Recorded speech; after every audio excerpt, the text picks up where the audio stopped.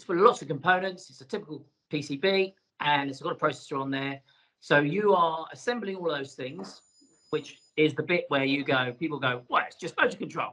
And you go, no, it's not. And then you go, and the reason why it's not motor control is because it's all about the torque. Welcome, IP Exchangers, to our world famous studio at IP Exchange. This is the ipXperience. And as the IP Exchange, we make a promise to you that we go to all the trade shows for electronics around the world, as many as we possibly can. And next week is PCIM in Nuremberg. So we thought it would be great to introduce you to a power control company that we discovered last week called Solar Motor Controls. And we have Milad and Francesco from them, and they're going to tell us all about how they solve power and motor control problems. So, Milad, would you like to go first and tell me all about what you do, how you do it, and why you're different? Sure. Thank you, Guy. Thank you for your time, and I say hi to everyone who's watching this later on. So, yeah, the problem might look a little bit strange. We always have the problem of explaining what we are making to many people because it's a very technical field. Not many people, not everyone knows about this, especially the field that we are in it. So I'm going to give you a little brief explanation of what actually we're making and then what we are solving. So everything that you see around you that has a motion and its electrical system has an electrical motor in it. And that electrical motor doesn't spin by itself. It needs some sort of electronics to control the speed of it, the torque of it, the position of it. And those electronics are called usually motor controllers, or some people call them inverters, which I don't like. We don't like inverter names. Oh, anyway. Controversial. Why do you not like the word inverters? Come on. Too simplistic. It's too simplistic. But because, you know, it's a very, very hard thing. It's a very sophisticated field. It's a combination of power electronics. It's a combination of control engineering, software, firmware. So just calling it an inverter is kind of a, you know, disrespect to all the people. Oh, it's intellectually disrespectful as to how clever you are. Fair enough. Fair enough. No, I think that all the time. Yeah, but you know, because you know, once you're in it, you know the complexity of something. For example, Francesco is our. Actually, I'm handling the hardware and firmware side of the company, and Francesco is handling our software side. So, and we have a lot of other people handling all the production, all the rest. But the point is this. So, you know, I was telling about the whole idea that we make motor controllers. So, electrical motor controllers is what we make, and this is not a new idea. They've been around for centuries. Let's say at least the past 200 years. You can see variation of them. But what we are making differently is actually the idea of solo motor controllers is born, let's say, 8 years ago, 9 years ago, when me and Francesco, we met each other in one university in Italy, which is called Politecnico di Milano. And that time, I had some experience with working with motors through participating in robotics competitions, and I mean, making robots. And I knew they are very hard to deal with. Right. Electrical motors. If you want them to run properly, you need to put an enormous amount of time on them. So the idea of Solo was born there to kind of create something that simplifies this. For many people who don't have a lot of knowledge in the field, they're not savvy electronics engineers or programmers, and they just want to spin a motor properly, you know, simply. So just to pause you. Yeah. So you're obviously, we're going to PCIM next week, which will be full of engineers trying to solve power problems. And you're saying that, you know, motor control, everybody thinks, oh, it's motor control. Easy. And you're saying, hang on a minute, motor control. Don't you start thinking that. Motor control is actually really complicated. There are software issues. There's all sorts of complicated things going on. And what you've done at Solo is you've taken all of those complicated things and you've put them into a series of solutions where people who want to do electrical power control, they can just take your boards and you've done all the complicated bit. So, good. Tell me then about, if you take your solution, what bits of that difficult and problematical bit have you done? Because you mentioned quite a few things there. You mentioned software, hardware. Just tell me a little bit about, if you are having to summarize motor control, all the things that have to be in motor control that you know are complicated and everybody else just thinks, well, it's just motor control. Everybody does motor control. And you go, no, hang on a minute, it's not. It's much more complicated than that. So just summarize that for me very quickly. Yeah, you know, the main art of this field is to combine all those, let's say, knowledge together. So Okay. the I knowledge love of that word, creating, art. You used the word art. exactly, Isn't that a it's lovely an art, word in electronics? Very good. exactly, because you know these are disciplines that usually you don't find people that they are. For example, some people are very good in electronics, but they are not very good in firmware development or programming. They're great in, uh, let's say, digital electronics, analog electronics, power electronics, control systems, because you know those are, and these are disciplines that are software.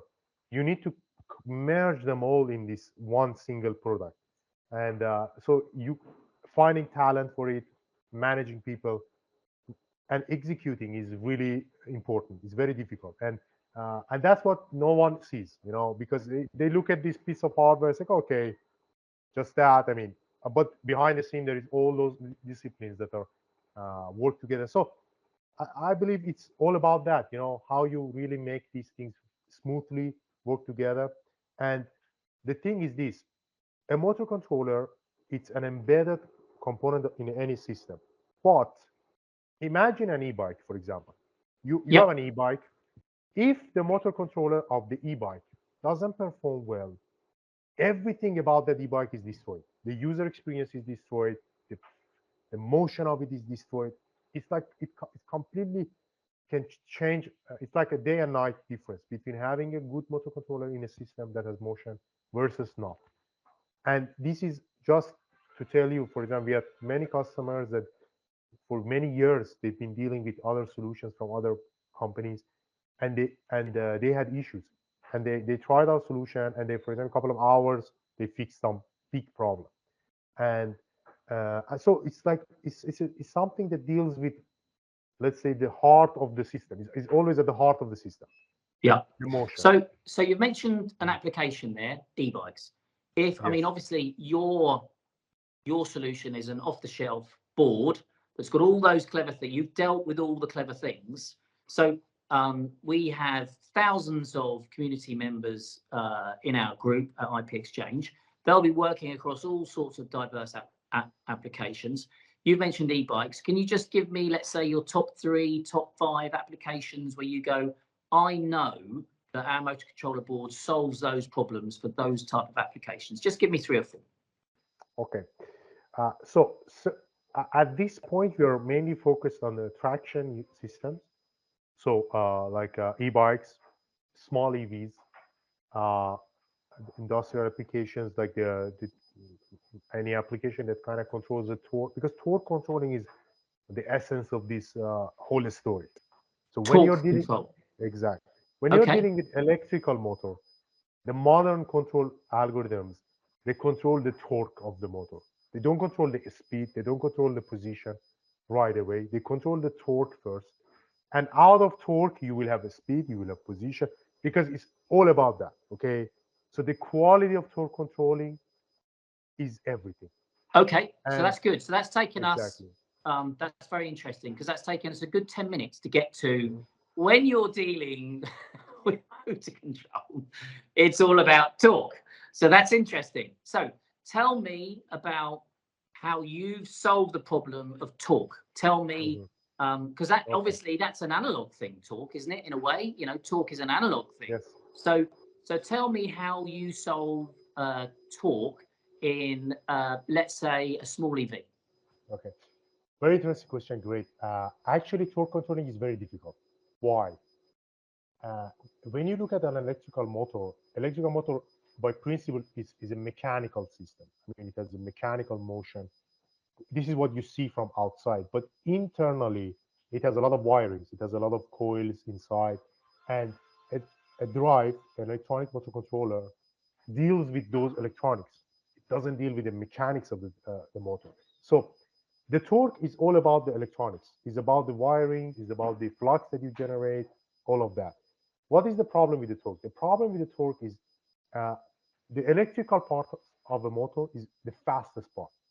So it reacts in matter of microseconds. You want to increase a little bit the flux or reduce it or increase the current or reduce it. It's all in microsecond region. Okay, and and this is the challenge because if you want to have a smooth control of the current, you need to create a system that can handle uh, the control that can handle microsecond reactions in matter of microseconds, and this is not easy. And that's why we made an architecture in our drives that is having a parallel processing architecture that provides the possibility for our drives to control the torque independently from all the rest of the processes. Because in a CPU, you have a lot of things going on. You have this communication with outside world, CAN line, user interface, all of that. And and you have the motor too. So you want to control the motor perfectly while all these things are going on. And then, so we kind of separated them. So the process of the control of the torque and the motor is running in a separate core in parallel. And this provides an unparalleled performance for controlling the torque, which is the essence of everything. And that is one of our core technologies that we do it, and it's But very you simple. separate those two things. You separate Exactly. those two things. So you had to say, so you use the word, you're doing it in parallel. Exactly. Okay. So this is So something new and interesting. Yes, please. yeah. So is that your own innovative software that's doing that? So you use other people, obviously you use other people's processors. Mhm. That process. So are you using two separate processors or one processor and separating the real estate on that processor? How does that work? Exactly. It's a single processor. Right. So it's because price. Next Yeah. thing important. You cannot have two processors and be happy because you're gonna increase the price drastically because it's Yeah. usually the most expensive part of the one of the most expensive part of the power electronic is the processor, is the DSP. So we're doing it in a single DSP, but with the architecture that we made, and it's working in parallel there to save cost and also the form factor, size, everything. Right. So is in I mean, obviously, if we will put your boards onto our website ipexchange.tech. So it's for lots of components. It's a typical PCB, and it's got a processor on there. So you are assembling all those things, which is the bit where people go, well, it's just motor control, and you go, no, it's not. And then you go, ah. And the reason why it's not motor control is because it's all about the torque.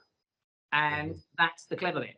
And that's where we do something that's completely different from everybody else because of the way. So they could assemble these things themselves, but actually you do it for them. You put it on a board, you put all the components together, and then you give them this magic formula. You described it as an art. You've got this magic formula, which actually is your proprietary software that then really cleverly manages the torque between the mechanics and the electrical motor and the electronics. Exactly. Have we just Also, summarized? Because remember, I'm not the clever one on this call. You are. So have we just summarized what a design engineer in the IP Exchange community would get if they came and talked to you about motor control? yes, exactly. But there is one thing to add. Is about the okay. Imagine. Let me put it like this way. Most of our users are not electronic engineers and are not software engineers. They are mechanical engineers. Yep. They have minimum knowledge in the electronics and programming because those people are actually the people who are making motion systems, mechanical engineers. So for those people that they deal with the motor controller, we had to come up with a solution that they can use because we don't want them to read 1,000 PDF like document that these learn because we usually make videos on YouTube. We explain how it works, and it's very easy. We have an online software that Francesco and his team they made that you just connect the USB of the drive to the web app application, and here you go. You drive the motor. No installation, nothing. This is the first interaction of the user. So let's don't forget the user interface. Maybe I don't know, Francesco, you can explain a bit about that. But it's going to be very quiet on this call. I sense he's the quiet, strong man. He's going to get, now he's going to come in with something amazingly outstanding. I think Milad well explained the situation. The people that use our product, our customers, that they want something move. They want the motion already. They want the motor moving. So they want to reduce the pain and they want the action as soon as possible. So we try really to help on that. We engage with the customer, and the fact that our motor controller is capable to work with different motors make the solution strong, because we have different field that we need to support, and all the customers come with problems, and we solve, and they are able to really jump on action as soon as possible. This is very important for us. So what we're really talking about here is two things. The world of electronics is creeping into the mechanical world, has been since the 1980s, will continue to do forever. So if you've got a machine that currently is mechanical and electrical, and you want to add electronics to it, which could be anything from agricultural to, as you described, small EVs, bikes, anything like that, and you say, well, I have a mechanical machine, I want to pulse electricity through it, I want to add motor control, which is really, really easy, but it's not, we've learned on this call. You need a solution where you can plug it in, it'll work, and as you described, you can have this very clever software that controls the torque. Exactly. Very good. So, ipXchangers, if you wish to have a motor controller, which is not easy, very complicated, and you want some clever software where the torque is controlled, you need look no further than Solar Motor Controllers. Milad, Francesco, thank you so much for giving up your time to our community this afternoon. Thank you. We will see we will be doing a review of PCIM next week, so you hope that we'll see maybe 20 videos from ipXchange next week, bringing all the innovative stuff from that show. But this is just a starter. Thank you very much. Thank you. So that was Guy's ipXperience interview with Solo Motor Controllers. The devices that we've actually got on our website, they only came out 2 days ago. So that's the Solo Uno and the Solo Mini, which is understandably a smaller version. Apply to evaluate the technology on the ipXchange website. I hope you enjoyed that interview. Very insightful, illustrates the difficulties of controlling motors.